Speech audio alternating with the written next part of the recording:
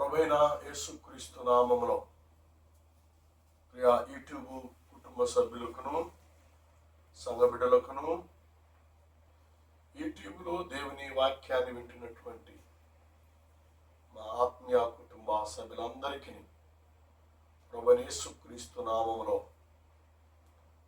హిమాచల్ ప్రదేశ్ నుండి మీ అందరికీ హృదయపూర్వకమైన వందనాలు చెల్లిస్తూ ఉన్నా. బాగున్నారా పిల్లరా? మరి మీకోసం రోజు నేను ప్రార్థన చేస్తూ ఉన్నా. మీకోసం రోజు దేవుని దగ్గర మొరపెడతా ఉన్నా. మీ కుటుంబాల కొరకు, మీ బిడ్డల కొరకు, మీ మానవ సంతతి కొరకు, అలాగే దేవుని సేవకులు వింటుంటే మీ సంఘాల కొరకు, మీ విశ్వాసుల కుటుంబాల కొరకు, మీ సంఘ క్షేమం కొరకు, మీ కుటుంబాల క్షేమం కొరకు, మీ ఆరోగ్యాల కొరకు, మీరందరూ క్షేమముగా ఉండి దేవుని యొక్క ఆశీర్వాదాలు, దేవుని యొక్క దీవెనలు మీరందరూ పొందుకోవాలని నిత్యము మానదిన ప్రార్థనలో మీ కొరకు మేము ప్రార్థన చేస్తూ ఉన్నాం.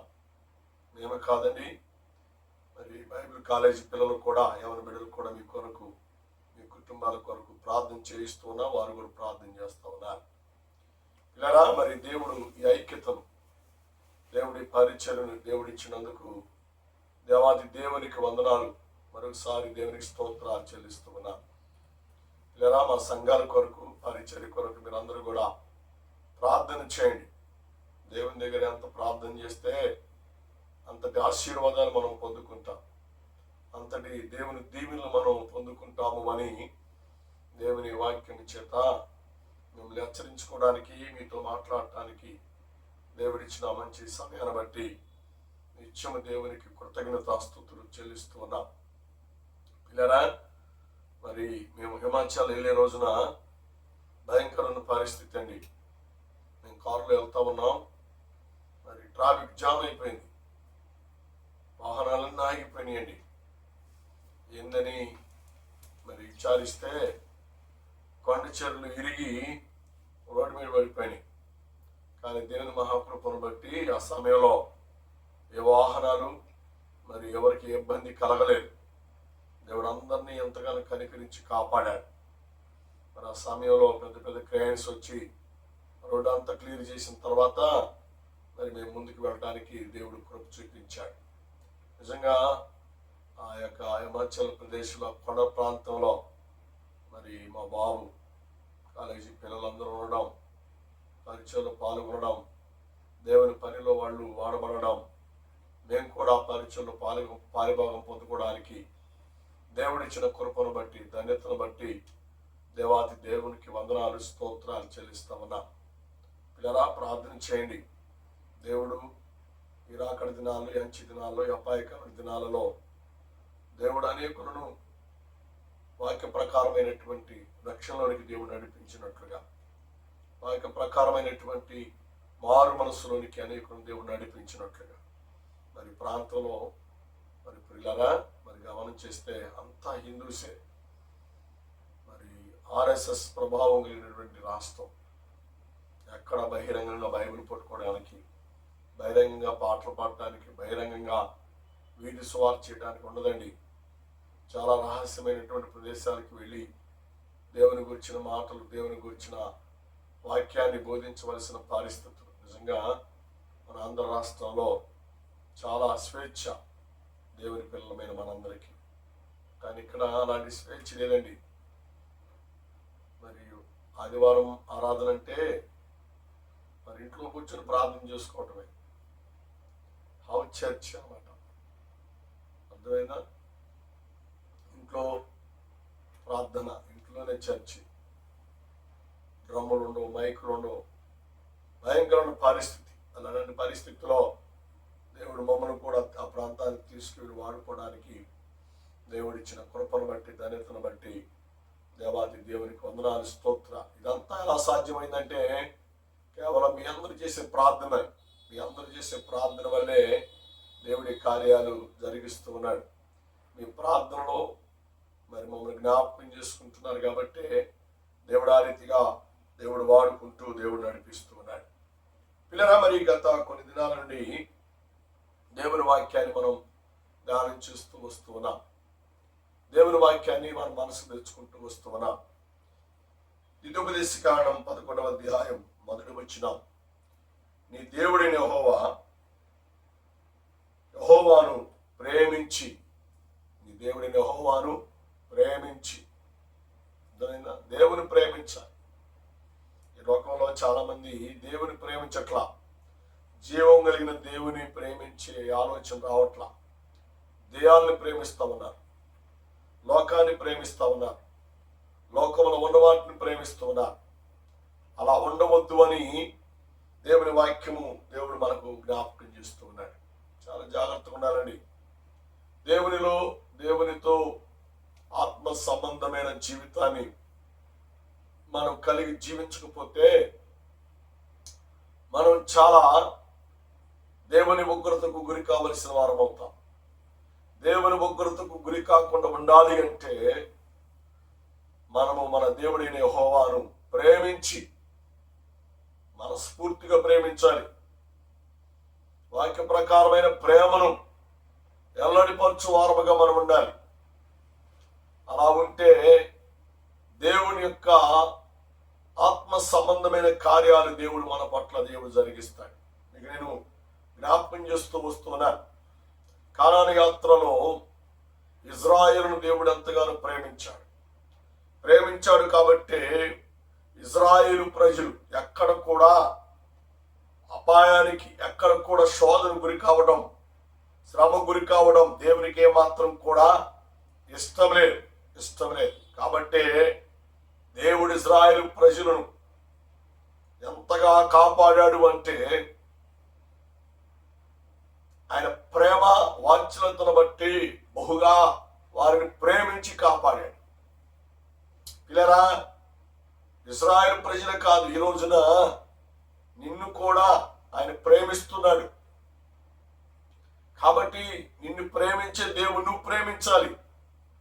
ప్రేమించే మనస్సు, ప్రేమించే ఆలోచన నువ్వు కలిగి ఉంటే దేవుని యొక్క కృపను పొందుకుంటావు, దేవుని యొక్క కార్యాలను పొందుకుంటావు అని దేవుని వాక్యము ద్వారా దేవుడు మనకు జ్ఞాపకం చేస్తూ ఉన్నాడు.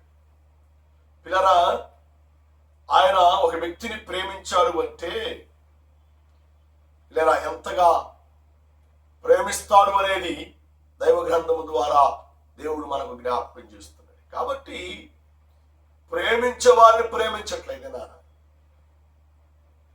దేశించే వారిని ప్రేమిస్తున్నారు, అసహించుకునే వారిని ప్రేమిస్తున్నారు, లేక అసహ్య కార్యాలను ప్రేమిస్తున్నారు, చెడ్డ కార్యాలను ప్రేమిస్తున్నారు. ఈ రోజున తల్లిదండ్రులుగా పిల్లలకి ఏం చెప్తామంటే ప్రేమ కలిగి, బాబు తప్పు చేయబాకని చెబుతాం. మనం ఏ తప్పు అయితే చేయొద్దన్నామో ఆ తప్పు వాళ్ళు చేస్తూ ఉంటారు. అంటే ఏంటి, మనం ప్రేమించి అది చేయొద్దంటున్నాం, కానీ వారు తప్పునే ప్రేమిస్తున్నారు, పాపమునే ప్రేమిస్తున్నారు, దురసంబంధమైనటువంటి దుర్వ్యసనాలను ప్రేమించి వాటిని వెంబడించు వారుగా ఉంటున్నారు అని దేవుని వాక్యము ద్వారా దేవుడు మనకు జ్ఞాపకం చేస్తాడు. అలాగ ఉండకూడదండి. మనం నీ దేవుడిని యెహోవాను ప్రేమించి, అది ఆయన ప్రేమించాలి. కారణం ఏంటంటే ఆయన మనల్ని ప్రేమించాడు.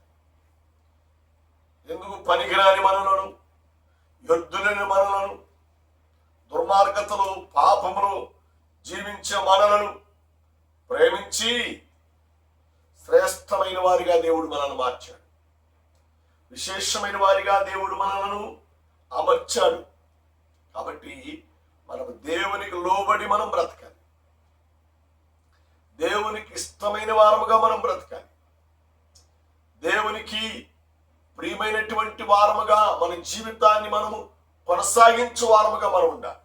అలాంటి వారముగా ఉంటే దేవుడు ప్రేమను మనము పొందేవారముగా, ఆ ప్రేమలో ఆనందించే వారముగా మనం ఉంటాము అని దేవుని వాక్యము ద్వారా దేవుడు మనకు జ్ఞాపకం చేస్తున్నాడు. పిల్లరా, దేవుడు ఇజ్రాయేలు ప్రజని ఎంతగా ప్రేమించాడు అంటే అంతగా దేవుడు ప్రేమించి వారిని ఆ బానిసత్వములో నుండి, ఆ భయంకరమైన కోపములో నుండి వారిని శ్రేష్టమైనటువంటి పాలు తేనెలు ప్రవహించే దేశానికి తీసుకువెళ్ళటానికి దేవుడు ఇష్టపడ్డాడు. ఇష్టపడి వారిని నడిపించాడు. ఇష్టపడి దేవుడు వారికి శ్రేష్టమైనవి దేవుడు వారికి అనుగ్రహించడానికి ప్రణాళికను రూపొందించాడు. కానీ ఈ ప్రజలు దేవుని ప్రేమను అర్థం చేసుకోక దేవుని మీదకు తిరుగుబాటు చేశారు. దేవుని నిబంధన మీద తిరుగుబాటు చేశారు. దేవుని యొక్క కట్టడలను తిరస్కరించారు. ఎంత దౌర్భాగ్యులండి! ఆనాడు ఇజ్రాయేలు చేశారు, ఈనాడు సంఘాన్ని దేవుడు ఎంతగానో ప్రేమించాడు. సంఘములో ఉన్నటువంటి సంఘ సభ్యులను ఒక సేవకునిగా నీవు మనమందరం ఎంతగా ప్రేమిస్తాం కదండి. కానీ ప్రేమను విశ్వాసులు సంఘస్థులు అర్థం చేసుకుంటున్నారు. సంఘము సేవకుని మీద తిరుగుబాటు చేస్తుంది. సంఘము సేవకుని సులకన చేసి మాట్లాడుతుంది. సంఘము సేవకుని అవగౌరవపరుస్తున్నారు. సంఘము ఈ రోజున అభివృద్ధి కాకుండా దిగజారిపోతా ఉంది. కారణం ఏంటి అంటే సేవకుడు సంఘమును ప్రేమించినట్లుగా సంఘము సేవకుని సంఘస్థులు ప్రేమించలేకపోతున్నారు. ప్రేమ సల్లారిపోతుంది. ప్రేమ దిగజారిపోతుంది. ప్రేమ కనుమరుగైపోతుంది. అందువల్లే ఈ రోజున సంఘము క్షేమముగా లేకుండా పోతుంది. సంఘము అభివృద్ధి కాలేకపోతుంది. కారణం ఏంటి అంటే దేవుడు సంఘమును ప్రేమిస్తున్నాడు, సంఘము దేవుని ప్రేమించాల. ఎంత భయంకరం అండి! ఇజ్రాయేలు ప్రజలను దేవుడు ఎంతగానో ప్రేమించాడు, కానీ ఇజ్రాయేలు ప్రజలు దేవుని ప్రేమించలేదు. అందుకని ఇక్కడ మనం ఇదే అధ్యాయంలో మనం జ్ఞాపకం చేస్తే చాలా శ్రేష్టమైన సంగతులను మన పిల్లలకు మనం చెప్పే వారంగా ఉండాలి. మీరు అంటాడు చక్కని మాట, నేను ఎర్ర సముద్రమును దాటించి ఆదరికి నేను మిమ్మల్ని తీసుకొచ్చానే. అదే ఎర్ర సముద్రములో మీరు చూస్తూ ఉండగా ఫరో సైన్యం, ఫరో రథములు, గుర్రములు అన్నీ సముద్రంలో మునిగిపోయి చనిపోయారే. ఇవన్నీ మన పిల్లలకు, మన పితరులు పట్ల దేవుడు చేసిన కార్యాలు సంఘంలో ఈరోజు అనేకులు నేర్చుకోవాలి, వినాలి. దానిని హృదయపూర్వకముగా ప్రేమించి ధ్యానం చేసేవారిగా ఉండడానికి సిద్ధపరచాలి అని దేవుడు ఈ ఉదయకాలంలో దేవుడు ఈరోజు నీతో మాట్లాడుతున్నాడు. మీ జీవితాన్ని ప్రభువుకు సమర్పించాలి. అప్పుడే దేవుని కార్యాలు నీ పట్ల దేవుడు జరిగిస్తాడు. దేవుని క్రియలు నీ పట్ల దేవుడు జరిగిస్తాడు. ఆ రోజున దేవుడు మోషేను ప్రేమించాడు, ఇజ్రాయేల్ ప్రజలు ప్రేమించాడు. దేవుడు మోషేను ఎంత ప్రేమించాడో మోషే ఇజ్రాయేల్ ప్రజలు అంతగా ప్రేమించాడు. కానీ ఇజ్రాయేల్ ప్రజలు మోషేను తిరస్కరించారు, తిరిగి దేవుణ్ణి కూడా తిరస్కరించారు. ఎంత దౌర్భాగ్యమైన పరిస్థితి అండి! ఈ రోజున సంఘం దేవుడు ప్రేమించాడు, సంఘ కాపరిని ప్రేమించాడు, సంఘాన్ని ప్రేమించాడు దేవుడు. కానీ ఈ రోజున సంఘము సేవకుని తిరస్కరిస్తున్నారు, దేవుని తిరస్కరిస్తున్నారు. అందువల్లే క్షేమాభివృద్ధి పొందలేకపోతున్నారు. క్షేమము గలవారై వారి జీవితంలో ఆశీర్వాదాలు పొందలేకపోతున్నారు. అందుకని ఇదే 11వ అధ్యాయంలో 6వ వచనం మనం గమనం చేస్తే, రూబేనుడైన ఏలియాబు కుమారుడైనటువంటి నాతాను అభిరాములను చేసిన పనిని భూమి నోరు తెరచి వారి వారి ఇళ్లను, గుడారములను, వారి యొద్దనున్న సమస్త జీవరాశులను ఇజ్రాయేలందరి మధ్యన మృంగివేశను. చూచారా బాబు, దేవుని ప్రేమను అర్థం చేసుకోకపోతే, దేవుని ప్రేమకు లోబడకపోతే దేవుడు ఏం చేస్తాడట? భూమి నోరు తెరిచి మృంగివేస్తున్నారు. ఇజ్రాయేల్ ప్రజలందరూ చూస్తూ ఉండగా ఈ రోజున ప్రేమను తిరస్కరించే నీ జీవితంలో కూడా నష్టం కలగబోతుంది. నష్టాన్ని నువ్వు చవిచూడబోతున్నావు, నష్టమునకు గురి కాబోతున్నావు. చాలా జాగ్రత్తగా ఉండాలండి. దేవుని కొరకు యథార్థమైన వారముగా మనము జీవించాలి. దేవుని కొరకు లోబడి మన జీవితాన్ని ప్రభువుకి సమర్పించే వారముగా ఉండాలి. అప్పుడే పరిశుద్ధాత్మ దేవుడు మనల్ని బలపరుస్తాడు.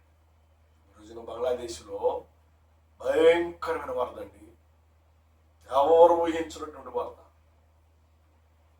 ఇండియా దేశం నలుమూలల నుండి యాత్రకి వెళ్ళిన వాళ్ళు, టూరిస్ట్ ప్రజలు ఆ వరదలో కొట్టుకుని వెళ్ళిపోయారండి. పురుగులు కొట్టుకున్నట్టుగా పెద్ద పెద్ద బిల్డింగ్స్ కూడా కూలిపోయాయండి. భూమి నెర్రె విడిచి ఎంత భయంకరమండి. బంగ్లాదేశ్ పై భాగంలో మంచు కొండ కరిగి మంచు కొండంత నీరయ్యి ఒక్కసారిగా పొంగిందంటండి. జనం మీదకి వచ్చి, ఊరి మీదకి వచ్చి పడిపోయింది. నెర్రి విడిచి భూమి ప్రజలను మృంగివేసింది. వందలో చెప్తున్నారు కానీ వేల సంఖ్యలో చనిపోయారు, వేల సంఖ్యలో కొట్టుకుపోయారు. ఆ శిథిలావస్థలో, మట్లో, ఆ బురదలో కూరుకుపోయారండి. ఎంత భయంకరం, ఎంత భయంకరం. సహోదరా, సహోదరి, నీ దేవుడిని యెహోవాను ప్రేమించకపోతే దేవుడిని నష్టపోతావు, దేవుని ఉగ్రతకు గురైపోతావు. దేవుని కార్యముల చేత నువ్వు పట్టబడకపోతే, దేవుని వాక్య ప్రకారమైన జీవితాన్ని మార్చుకొని జీవించకపోతే నీ జీవితంలో చాలా నష్టపోతావు అని దేవుని వాక్యము, దేవుడు మనకు జ్ఞాపకం చేస్తున్నాడు. రూబేనుడైనటువంటి ఎలియాబు కుమారుడైనటువంటి నాతాను అభిరాములకు దేవుడు హెచ్చరిక చేస్తూ మాట్లాడుతున్నాడు. నా దగ్గర నీ పేరు పెట్టుకో సహోదరా, సహోదరి.